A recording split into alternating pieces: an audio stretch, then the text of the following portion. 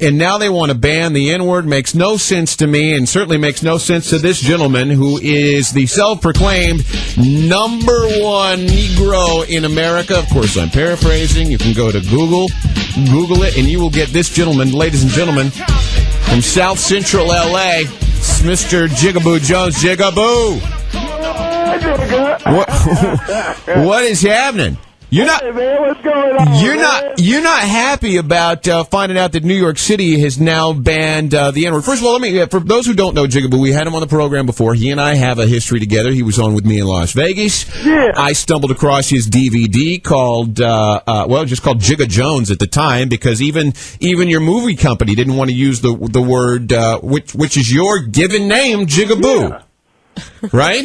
That's right, Jigaboo. And so your history is what? Let everybody tell you what your history is. Man, I'm the number one nigga in America.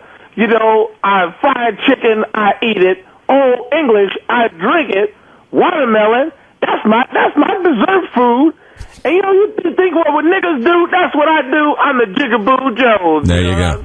There you go. I like to call him our guru of the ghetto. Anytime that we were talking about the bump keys last time, and I figured why not go to the guy who knows how these things work to protect yourself. We go to Jigaboo Jones. Now, Jigaboo, this is not the first time you've encountered something like this. You've actually had run-ins with the NAACP, Jesse Jackson's people, but this voluntary stop that the City Council in New York wants to, I say symbolically enforce the use of the N-word. How do you feel about that?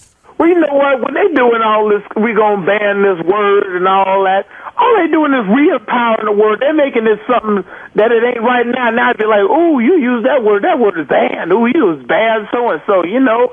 I was like, I heard that. I was mad as a mother sucker. Yeah, all right. Let me drop that one there. I know you're being cautious there, but we just need to be a little safe on that. So you're upset. You were very, very upset about that. Yeah. So, and this is, now, granted, I mean, I'm a stupid white guy, but isn't the word used as almost a term of endearment? Yeah. Right? That's exactly what it is. In the hood. So it's not, I mean, like, how do you feel? I know your take is a lot different because you don't have any sensitivity. And that's the one thing I like about you. So if a white guy came up and called you, drop the N-bomb, you would be flattered. Yeah, because then they knew who I am. Right. Well, really? You would be flattered. Yeah, that's what the dude did at Disneyland. Dude ran up and said, yeah, he's the number one nigga. That's Jigaboo Jones. Right, but what if somebody said, like, out of anger, like, that damn N? It didn't have an A on the end of it, let's put it that way. Well, that's all right. I mean, I probably done stole his wallet. but they trying to make something out of it that it ain't. White people been calling black people niggas for a long time. It's just recently that black people's call people niggas, and now that we got it down and we know what we're doing, now they try and take it away. Right, and it's not, and that's what New York City is saying. At least the city council. It's not just white people who use the word. They're trying to get other blacks to quit calling each other that. And they even got Paul Mooney to say he ain't gonna say nigga no more. And I'm like, this dude done bought a house off the word nigga. Now, who is that?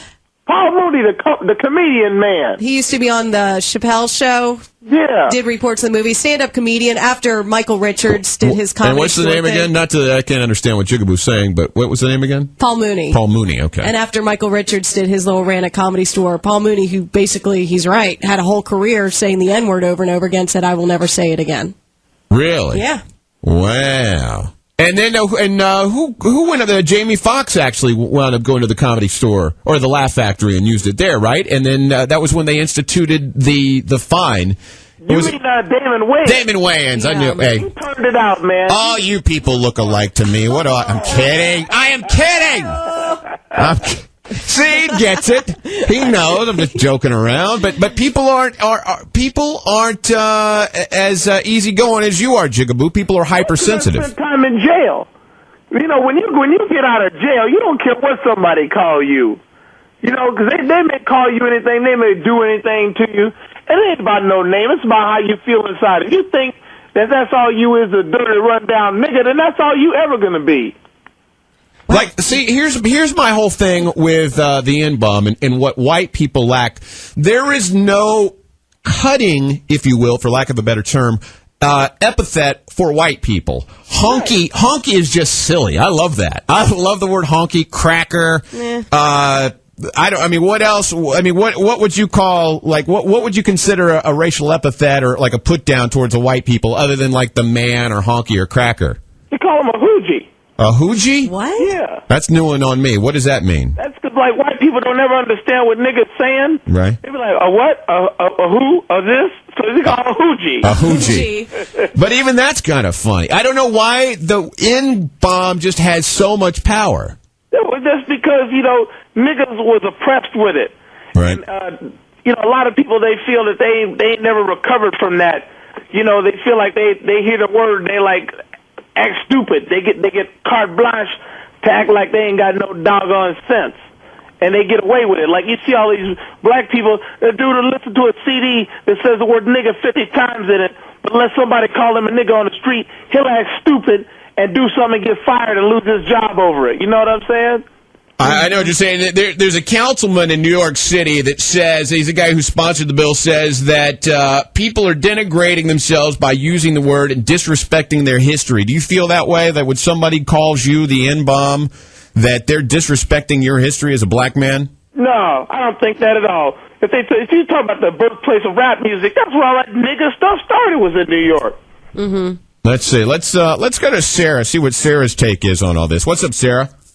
Hey, honky actually is a derogatory term, and so is cracker. Oh, yeah, I know it is, but I'm just saying it's silly sounding. And it doesn't No, have it is, the absolutely. impact. Yeah, it doesn't have the impact. Like, if me calling, even just calling Jigaboo, even though that is his given name, dropping the N-bomb, I can see where, because the word's taboo, but honky, cracker, what was the other one you used, Jigaboo?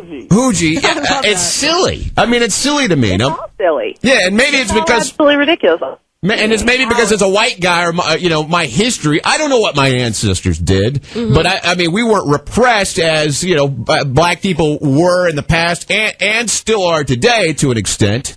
But it just doesn't have that same kind of cutting, impact that dropping the N-bomb does, and thanks for the call, Sarah. And how do you feel about that? What do you feel about? I mean, there's a lot of, and not to bring up the whole history of black and white relations, Jigaboo, but people who want reparations from slavery, from what our ancestors did years and years. You're talking about centuries ago. Well, I mean, how do you feel about that? I got a real solution for that. Anybody that was alive and that was a slave should get a reparation. Everybody else needs the STFU and sit down. You know what I'm saying? Shut something up, I'm thinking, was what he's getting at. So now you have had, because if you go to your website, jigaboojones.com, and you've got the channel on YouTube, you've kind of come under fire with some people at, NAACP we talked about, Jesse Jackson's people. Rainbow Pimps Coalition. because of your use of the N-word. Yeah. Yeah. They had them people call me up and talking about, we don't appreciate your use of the word nigga. I said, I don't appreciate y'all MFs calling me up here, or miscellaneous friends, right, calling me up here, making all that noise. That's crazy. Right. And then what? So where does it stand now? Have you tried to sit down and explain to them, I mean, your take, your philosophy on the word? Yeah. And what's their reaction to all that? They don't really care, because the whole thing is, see, if you want to get down and start drawing straws and comparing notes, it seems to me that I done a lot more stuff for the black community than they have. Like what? What have you done?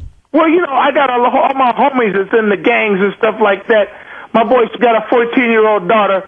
We went down there. I bought computers for all my homeboys, because a lot of niggas that I know, they ain't got computers at home like I be doing. So I went down there, man. We bought a bunch of computers, brought down all my homeboys and stuff like that, because they're not on the internet, But you wouldn't get no nigga like Jesse Jackson to come down where we was at in that neighborhood, because when we was doing the gang truce in '92, when the Bloods and the Crips, everybody was shaking hands right, and drinking together, we couldn't get Jesse Jackson to come down there because he wanted $10,000. A lot of stuff people don't be knowing about that dude. That dude's a phony, man. That dude is as phony as anything I can't say on radio. What? So what? Jesse Jackson wanted $10,000 to come and be a part because that's his job really to go around and get attention for black rights and black causes. And for your situation, what was it again? What did you guys want him there for? Well, when they was trying to do all this stuff, they needed somebody, a figurehead, somebody they could get behind. You know, and write this thing down. It was writing up this gang truce and all this stuff. Mm-hmm. And Jesse Jackson, his people say, okay, well, he'll come down, but we got to have a hotel for him and rooms for his entourage, and we got to have all this kind of MFS and all this stuff. And then we have money. We're talking about street niggas, man. They ain't got no $10,000 for this dude to come on down. People are shooting and killing each other for $5. You know, but we couldn't get him to come down. You check out that website, jessejackson.org, and you see exactly what he's all about. We're talking to Jigga Jones, the number one Negro in America. In New York City, the city council has approved a voluntary measure to stop the use of the N-word. Let's go to Doug, who's been waiting on line too. What's up, Doug? Hey, I'm just thinking how discriminatory it is. I mean, they're only picking this one word. If they want to be fair, then they have to go across the whole spectrum, and that is every race, every creed, every nationality. I mean, there's Mexicans, there's Jewish people, there's Puerto Ricans. I mean, see, and that's the problem. Either do it all or don't do it at all. Yeah, that's a great point. Great point that you bring up. Exactly, because I can think of half a dozen right off the top for Hispanics, right? Asians, yeah, you know, stuff like that. So exactly, I mean, why are you just alienating the black community? I always say, or just everybody else you're alienating. If you're going to laugh at a stereotype, you either laugh at all of them or none of them. There you go. Because they're all in the same category. Hey, if you want to check out Jigaboo's site, and boy, I mean that in the most respectful way, you can do that at jigaboojones.com. Our guru of the ghetto, always a pleasure. Great take on that today, Jigaboo. Can't wait to talk to you next week. It's the Dick Dale Show.